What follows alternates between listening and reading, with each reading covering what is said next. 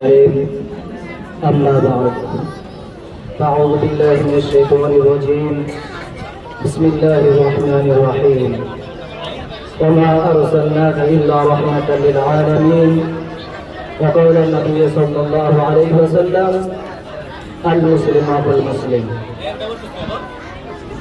চট্টগ্রামে বক্তৃতা প্রজেক্ট সম্মানিত সভাপতি বিজ্ঞ বিচারক মণ্ডলী সুরক্ষা পরিচালক বাংলা গুরুগ্রাম তন্ত্র জায়গার আমার ছাত্র ভাইরা আপনাদেরকে জানাই আমার পক্ষ থেকে আন্তরিক শুভেচ্ছা ও মোবারকবাদ।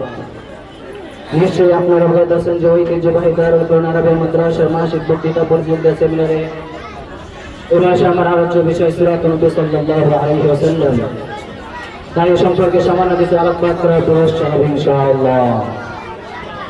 এবার আসুন আলোচনা করা যাক সূরাত নবী সাল্লাল্লাহু আলাইহি ওয়াসাল্লাম। নবী করিম সাল্লাল্লাহু আলাইহি ওয়াসাল্লামকে আল্লাহ রাব্বুল আলামিন যখন মদিনায় হযরত আমিনা রাদিয়াল্লাহু তাআলা আনহার গর্ভে প্রেরণ করেন, তখন নবী করিম সাল্লাল্লাহু আলাইহি ওয়াসাল্লাম তার পিতাকে হারান, তিনি গর্ভাবস্থায় থাকেন। আর নবী করিম সাল্লাল্লাহু আলাইহি ওয়াসাল্লামের জন্মের পূর্বেই আরবের মক্কা নগরীতে জাহেলিয়াতের যুগ, চুরি, ইসলামী রাহাজানি, জিনা, ব্যভিচার সমস্ত জাহিলিয়াতের যুগ হয়ে পরিণত হয়েছিল। ঠিক সেই সময় আল্লাহ রাব্বুল আলামিন হযরত নবী করিম সাল্লাল্লাহু আলাইহি ওয়াসাল্লামকে প্রেরণ করেন। নবী করিম সাল্লাল্লাহু আলাইহি ওয়াসাল্লাম ভূমিষ্ঠ হওয়ার সাথে সাথে রোম পারস্য যে হাজার হাজার বছরের অগ্নিকুণ্ড ছিল সেটা নিভে গেল। আল্লাহ রাব্বুল আলামিন পবিত্র কোরআনের মধ্যে বলেন যে আমা আরসালনাকা ইল্লা রাহমাতাল লিল আলামিন, হে নবী আপনাকে আমি বিশ্বজাহানের রহমত হিসেবে প্রেরণ করেছি। নবী করিম সাল্লাল্লাহু আলাইহি ওয়াসাল্লাম জন্মের পর যখন 6 বছর উপনীত হলেন তখন তার মাতাকে হারালেন। তারপরে তার দাদার কাছে লালিত পালিত হলেন 2 বছর। 8 বছর সময় তার দাদাও ইন্তিকাল করলেন।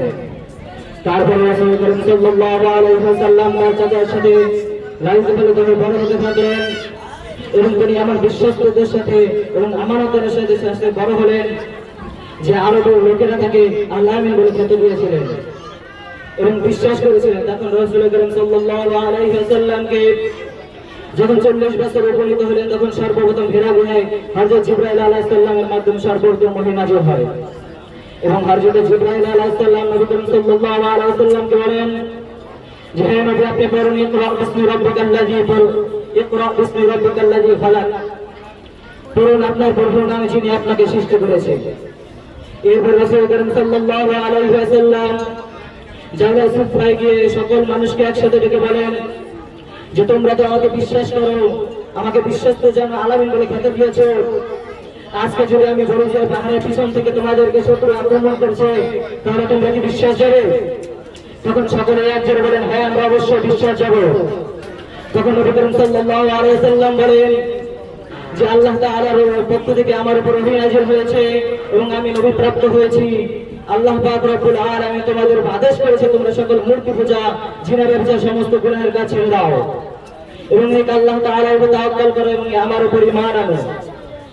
একসাথে কালিমা পড়ো যে লা ইলাহা ইল্লাল্লাহ মুহাম্মাদুর রাসূলুল্লাহ।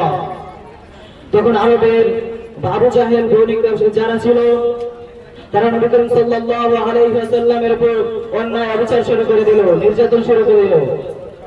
তখন নবী করিম সাল্লাল্লাহু আলাইহি ওয়াসাল্লাম গোপনে দাওয়াত দিতে থাকলেন। নবী করিম সাল্লাল্লাহু আলাইহি ওয়াসাল্লাম যখন গোপনে দাওয়াত দিতেছিলেন তারপরে তারা জেনে গেলেন, তারপরে নবী করিম সাল্লাল্লাহু আলাইহি ওয়াসাল্লামকে হত্যা করার চিন্তা ভাবনা করলেন। তখন নবী করিম সাল্লাল্লাহু আলাইহি ওয়াসাল্লাম আল্লাহ তাআলার নির্দেশে মক্কা থেকে মদিনা চলে যায়।